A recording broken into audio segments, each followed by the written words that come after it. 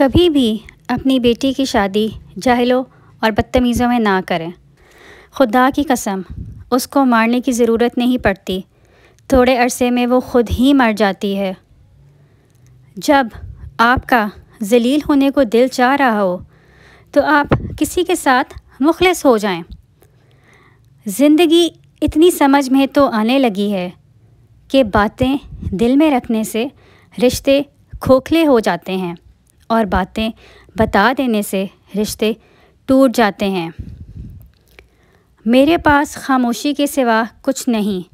मैं बातें करती हूँ तो बातें बिगड़ जाती हैं। लोग बातें तो नहीं मानते लेकिन बात का बुरा ज़रूर मान जाते हैं।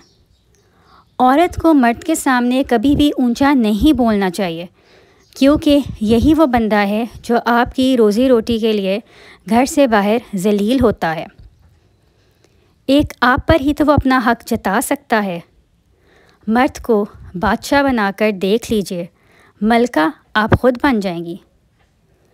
कोई भी ये नहीं देखता कि आप किसके लिए कितना करते हैं, वो सिर्फ वही देखते हैं जो आप नहीं करते।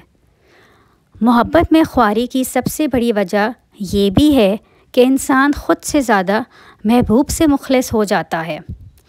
ज़िंदगी में हर गलती कर लेना, लेकिन किसी और की मोहब्बत में हारे हुए मर्द से मोहब्बत ना करना, क्योंकि मर्द एक ही बार सच्ची मोहब्बत करता है। बनना हो तो मर्द की ज़िंदगी की पहली औरत बनना।